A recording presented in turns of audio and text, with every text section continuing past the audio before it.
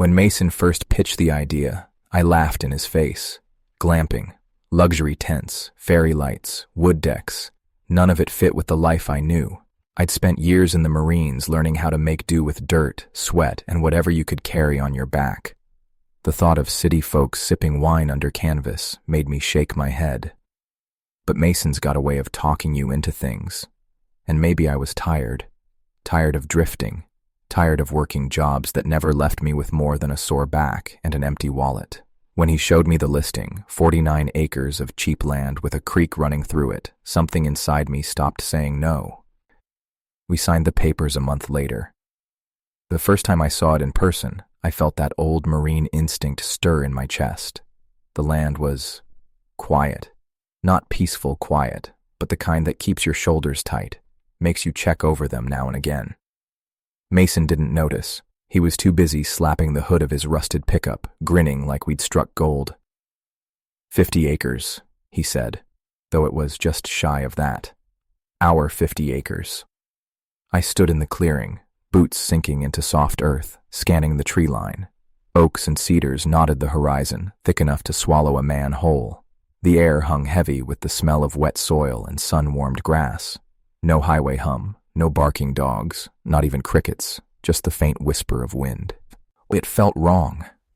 We hiked the boundaries that day, Mason jabbering about fire pits and hot tubs, while I kept my eyes low to the mud. Deer prints, some coyote tracks, a scattering of raccoon paw marks. Normal. But the farther we went, the quieter Mason got, until we were just two men walking through a forest that didn't want us there. By sunset, we pitched our own little camp under a stand of oaks. Mason pulled out a six-pack, and I let him ramble about how many tents we could set up, how much we'd charge, how rich city people would pay for wilderness without the rough edges.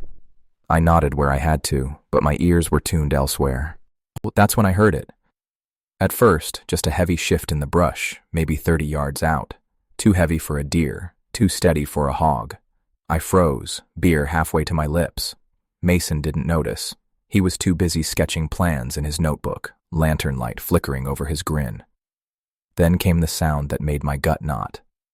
A howl, low, guttural, rolling through the trees. Not coyote, not wolf. Hell, it wasn't any animal I'd ever heard, and I'd heard plenty. It carried weight, a raw vibration that made the ground seem to hum. Mason looked up at me, eyebrows raised. What the hell was that? I didn't answer. I was already scanning the tree line, hand drifting to the hunting knife on my belt. This land wasn't empty, and I had the sinking feeling we'd just walked straight into someone, or something else's, territory. That first night on the land never sat right with me. We'd cooked beans over the fire, Mason had downed a few more beers, and I kept my ears tuned to the forest. The howl hadn't come again, but the woods weren't right, too still. It was the kind of stillness I'd felt on deployment, when you knew damn well someone was watching, waiting, and you didn't have eyes on them yet. By midnight, Mason had crawled into his sleeping bag inside the tent. I stayed out by the fire, a habit I'd never shaken. I liked keeping watch. The flames had burned down low, spitting now and then at the damp wood. The lantern beside me barely cut through the black. Beyond its glow, the forest pressed tight. I heard it before I saw it. A branch cracked, loud, deliberate. My hand went to my knife, though I knew steel wouldn't do much against whatever carried weight like that. My eyes cut to the tree line. At first, nothing, just shifting shadows. Then, further back, something moved.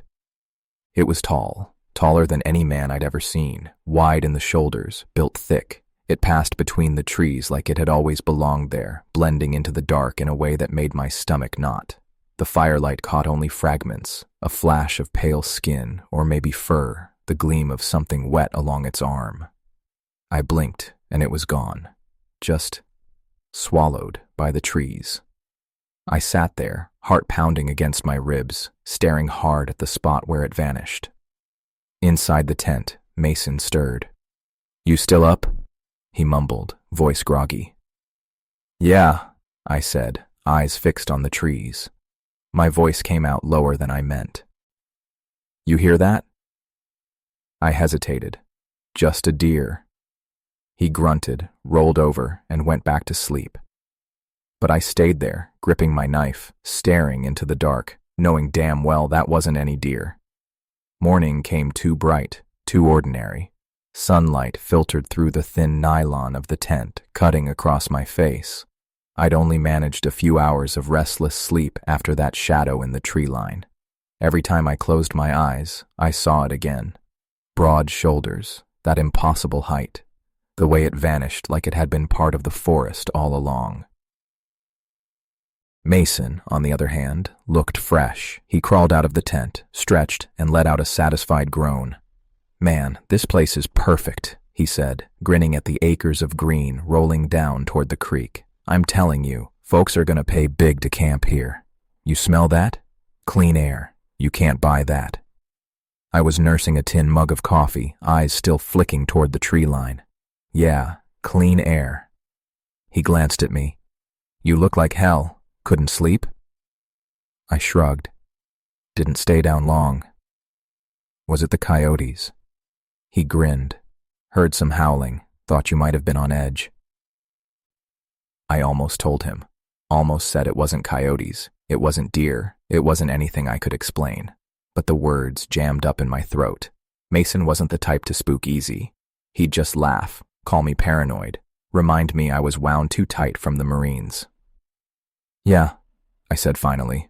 "Coyotes." He nodded like that solved it. "We'll need to put up some fences.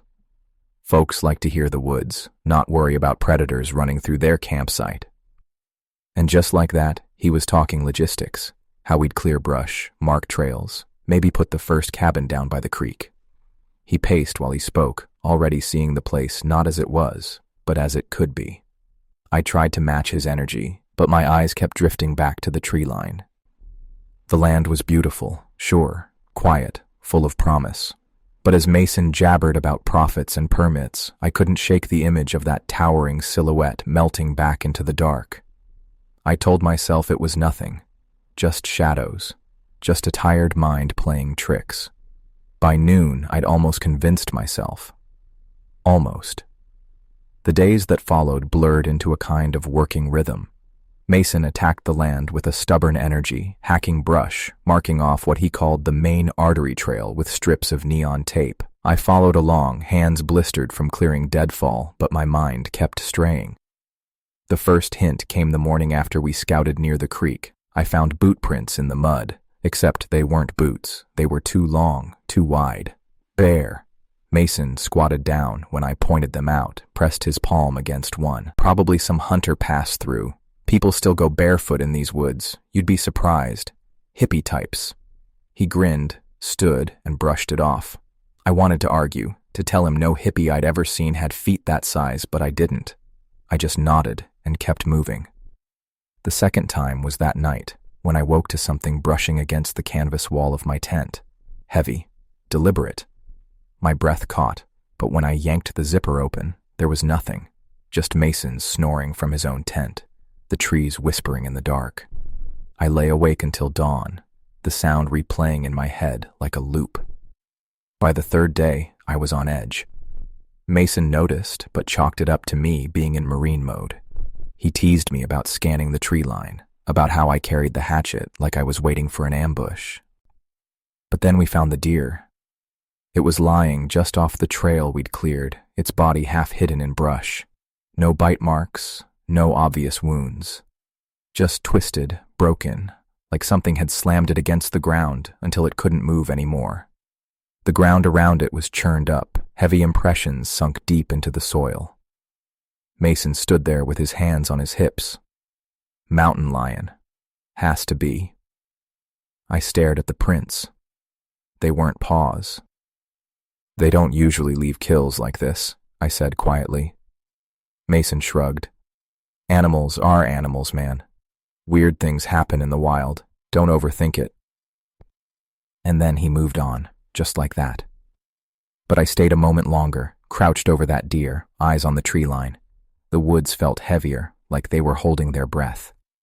I couldn't shake the feeling that something was watching us. By the fourth morning, I'd convinced myself the deer could be explained away, but the unease had settled into my bones. Every sound in the woods seemed sharper, more pointed, as if the forest had teeth I hadn't noticed before. Mason and I spent the day hauling lumber planks from the truck to a clearing we'd chosen for the first platform tent. It should have been routine, but I kept catching faint odors, wet earth, and something sour, like sweat gone rancid. Once or twice Mason wrinkled his nose too, but when I asked if he smelled it, he just shrugged. "Rotting log. This whole place is swampy as hell under the topsoil," he said, wiping his forehead. That evening, when we cooked beans over the camp stove, I thought I heard a knock in the distance, just 2 heavy raps, the kind you might make with a branch against a tree. I froze, spoon halfway to my mouth. Mason, without even looking up, muttered, "Woodpecker. Don't tense up like that. You're killing my appetite." On the 5th night, the strangeness edged closer. I woke around 3 a.m. to a whistle, low, drawn out, almost human. It carried through the trees, faded, then came again. I sat up, heart thudding, straining to tell if Mason had stirred. He hadn't. His tent zipper was still down, his snores steady. I didn't dare call his name, just sat there with my fist clenched around the flashlight until the sound slipped away. The next morning, I tried to tell him about it. He stopped hammering long enough to laugh. "Man, you're spooking yourself. You've been in combat zones. You're telling me a little whistle has you rattled?" "Combat zones had rules," I muttered. "This doesn't." By the 7th day, the forest started leaving signs of its own. We came across a stand of young pines bent in half, all snapped facing the same direction, like something huge had plowed through. Mason frowned at that one, touched the splintered ends. Storm damage, maybe. But there hadn't been storms, not since we'd been here. That night, as we settled in, Mason finally admitted something. "You know," he said quietly, rolling onto his side, "I swear I saw someone standing by the tree line last night. Big guy, just standing. When I looked back, they were gone." I stared at him across the dim glow of his lantern. "You think it was a camper?" I asked. Mason hesitated before answering. "Has to be, right?" Neither of us believed it.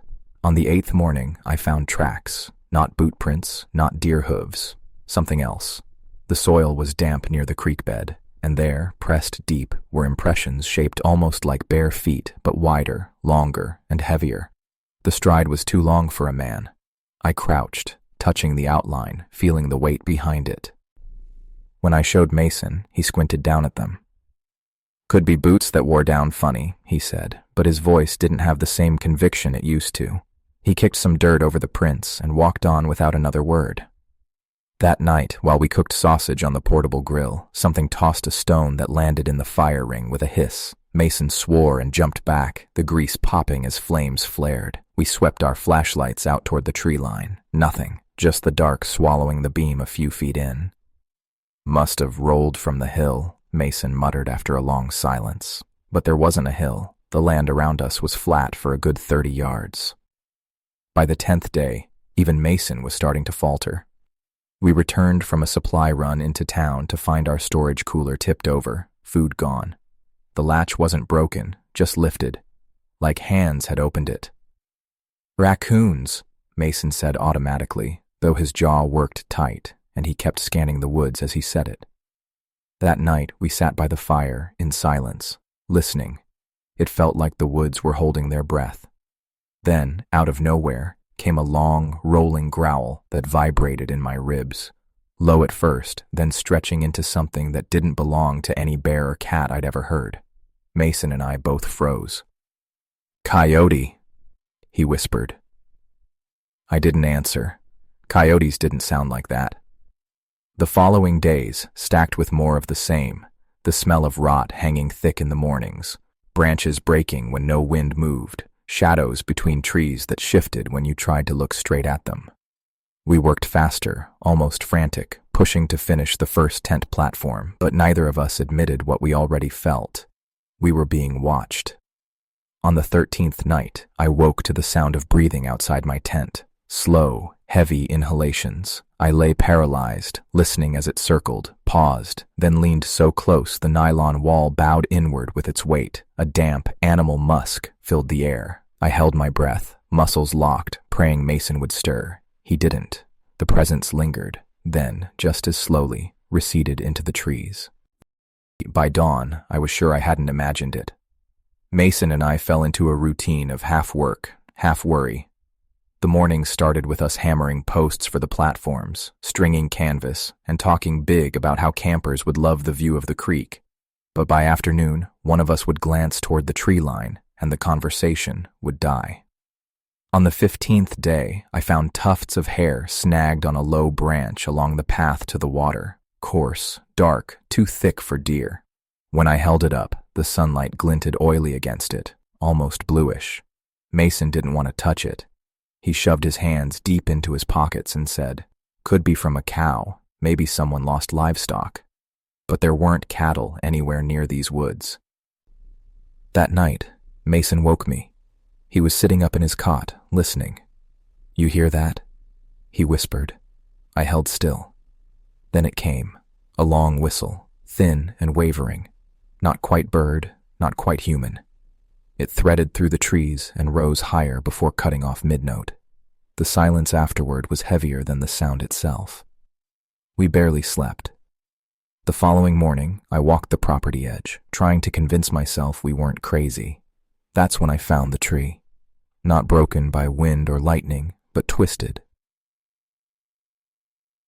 The trunk had been bent forcibly until it split down the middle, raw fibers torn and dangling, and wedged in the split was a stone, shoved deep like it had been hammered into the wood. I didn't call Mason over. I just stared at it, heart thudding, until the air turned cold on my skin. When I got back, Mason was stacking firewood, sweat shining on his forehead, though the morning wasn't warm.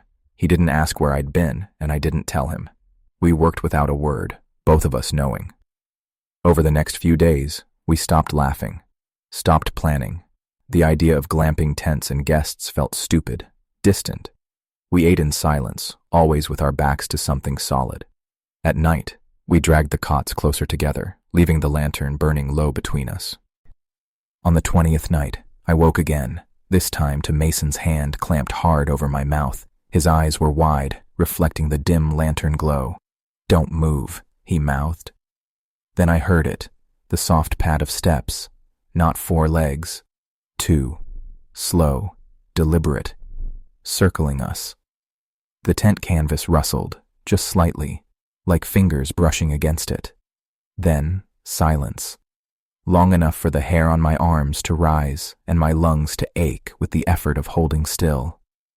The footsteps started again, retreating this time, until the forest swallowed them. Mason took his hand from my mouth. Neither of us said a word. By morning, it was like we were both older, thinner. We went about the day like 2 men carrying a secret too heavy to name. It came on a night that had started like all the others, lantern low, fire dying, the 2 of us lying in silence, waiting for sleep that never really came. Mason had finally drifted off, his breathing shallow and uneven. I was staring at the tent ceiling, tracing the seams, when the sound cut through. Not footsteps, not whistles. A thud, heavy, close. Before I could react, the canvas dipped inward. A massive shape pressed against it, flattening the fabric until I could see the impression of something broad and sloping, like a shoulder or chest, moving as if it were leaning down to listen. I froze. My body locked up, and my eyes darted to Mason. He was awake now, his mouth opening to say something, but the word died in his throat as the pressure increased. The lantern flickered, shadows twitching, and I saw the outline of a hand. Not human. The fingers were too long, curved in strange angles, and they traced down the tent wall like they were feeling for a seam to tear. "Don't move," I whispered, though my voice cracked halfway out. Mason had already grabbed the hatchet we kept beside his cot. His knuckles were white around the handle. We held our breath as the thing outside circled, the canvas trembling where its weight brushed it. Then, nothing. Silence so deep it felt wrong. I thought maybe it had gone until the entire tent shook violently, like someone had grabbed the frame and rattled it. The lantern toppled, flames sputtering before going out, plunging us into darkness. Mason lunged up, swinging blind, and the hatchet blade ripped through canvas with a sound like tearing flesh. Cold night air rushed in, and that's when I saw it. Not fully, not in detail, but enough. 7 feet, maybe more, the silhouette framed against the dim moonlight. Broad shoulders hunched, head too large, eyes catching the light and burning back at us. It let out a sound, not a roar, not a scream, but something low, guttural, vibrating in my chest. Mason yelled, charging through the shredded canvas with the hatchet raised, and I scrambled after him because staying inside wasn't an option anymore. The thing recoiled just enough for us to clear the tent, but it didn't run. It stood there, watching, breath hissing in great clouds of mist. And then, it moved. Not lumbering, not clumsy. Fast. Too fast. It lunged, and the world turned into blur and panic. Mason's shout cut short as I threw myself sideways into the brush. The second it hit the clearing, chaos erupted. Mason had barely gotten his footing when the creature lunged again, smashing through the underbrush with such force the saplings snapped like toothpicks. I scrambled, grabbing a thick branch and swinging blindly, connecting with something solid, something that let out a shrill, wet scream that made my stomach twist. Mason yelled, recovering his hatchet mid-charge, and swung at the creature's side. Sparks of moonlight caught on claws, or were they nails? As the thing twisted to meet him, narrowly avoiding the strike. It was fast. Too fast. We retreated, stumbling over roots and stones, heart pounding in sync with each crash of foliage as the beast pursued. My lungs burned. Every instinct screamed to run, but I knew the terrain better than it did, at least. I tried to force Mason toward the creek, thinking maybe water would slow it down, but the ground was slick, mud sucking at our boots. The creature was relentless. Every time we gained a few yards, it would vanish for a second in the shadows, then reappear with terrifying speed, forcing us to dodge, to jump, to swing whatever sticks or tools we could grab. At one point, I turned a corner of fallen logs, trying to put something, anything, between us. Mason ducked under a low branch, swinging the hatchet again, and I yelled a warning as the creature spun, catching him on the shoulder. He went down hard, cursing, blood trickling, but he scrambled to his feet, eyes wide with equal parts fear and fury. Branches lashed across my face as I ran, and I felt the creature brush past my shoulder, missing me by inches. Its growl vibrated in the air, a sound that seemed to tear right through the chest. My heart was hammering, vision narrowed, and every thought focused on one thing: survive. We reached the edge of the creek. Mason slid down the muddy bank, and I followed, splashing into the water. The creature hesitated at the edge, muscles coiled, wet fur glistening, but it didn't follow immediately. That hesitation bought us seconds. Seconds became minutes. We scrambled along the creek bed, weaving through trees, using rocks and branches to slow it when we could. At one point, I swung a large stone, hitting it squarely in the chest. It roared, staggering back, and I shoved Mason forward, both of us running now with a desperate momentum. Then the creature recovered, sprinting after us with terrifying speed. I grabbed a thick branch, held it like a spear, and jabbed at its midsection. It roared, swiping at me with one massive hand, and I felt the air split with the force of it. We stumbled onto a small rise, panting, arms bleeding, clothing torn. Mason looked at me, eyes wild. We need to get to the cabin, now. I nodded. The structure wasn't far, a small, reinforced glamping cabin we'd built for demonstration, but it was our only cover. We sprinted, the creature bounding behind us like a nightmare made flesh. The earth trembled under its steps. By the time we reached the cabin, I was drenched in sweat and mud, Mason bleeding on his shoulder. I slammed the door, barricading it with logs and rocks we could find. The creature hit the walls once, twice, its massive weight shaking the floorboards. We backed into the far corner, hearts hammering, listening to its growls vibrating through the structure. Outside, the night waited, black and alive. Inside, we clutched our weapons, bleeding and trembling, knowing that this was far from over. And somewhere, just beyond the cabin, we could hear it pacing. Patient. Waiting. Mason and I didn't have time to dwell. The creature's growls were now punctuated with thuds against the cabin walls, each one vibrating through our bones. I grabbed the fire extinguisher, testing its weight in my hands, while Mason yanked a hefty branch from the floor. "We can't stay here," I said, voice low but tense. "It's only a matter of time before it breaks through." Mason nodded. Blood streaked down his arm, but there was a feral determination in his eyes. "We fight, or we run. Either way, we end this." I looked at the windows, small, reinforced, but they wouldn't hold long if the creature clawed at them.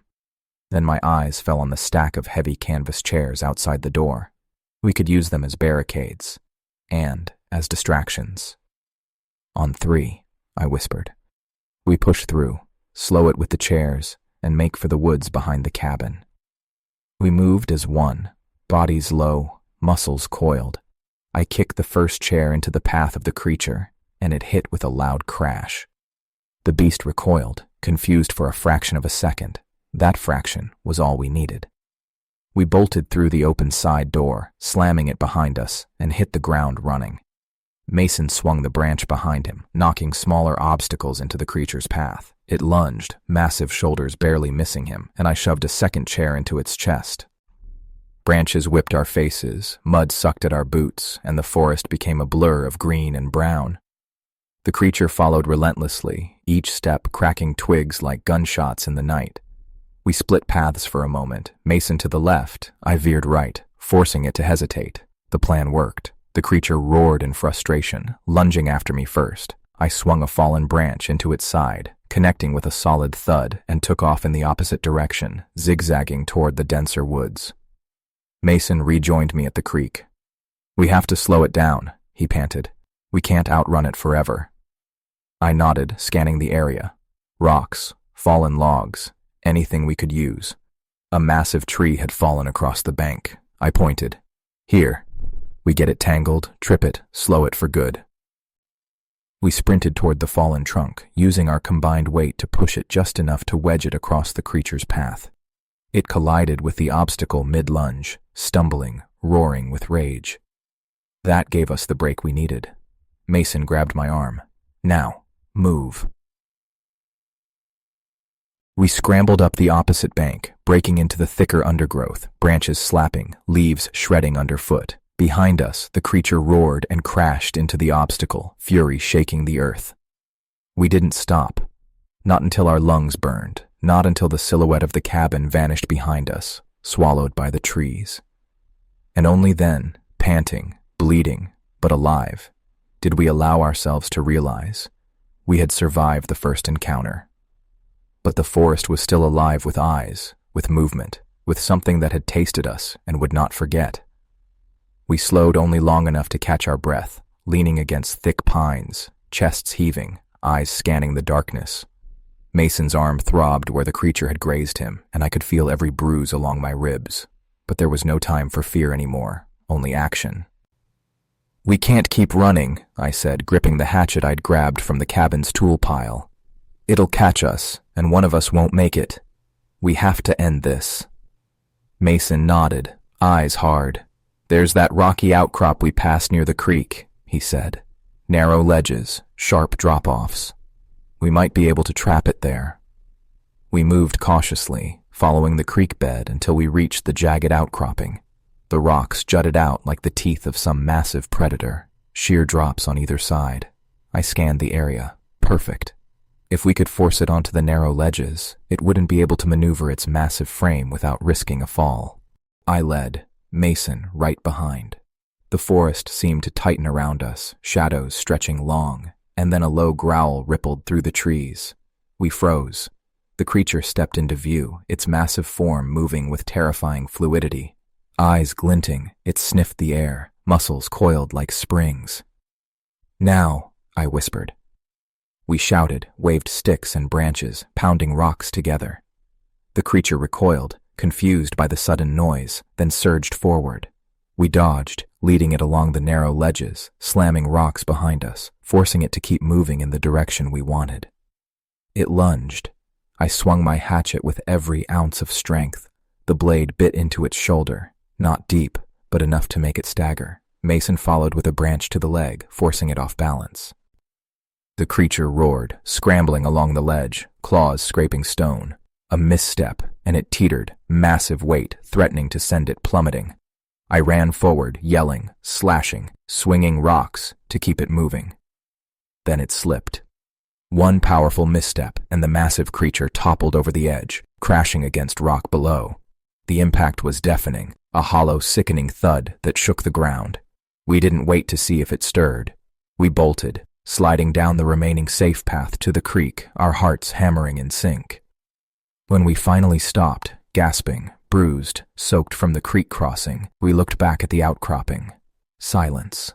Only the wind whispered through the trees, carrying a faint echo of the creature's fury, but no sign of it moving. Mason sank to his knees. I think we made it. I nodded, voice raw. For now. But this place, it's not done with us. We limped back to the cabin, battered but alive, the forest behind us eerily quiet. That night, we finally slept, exhausted, every noise from the trees making us twitch, every shadow making us tense.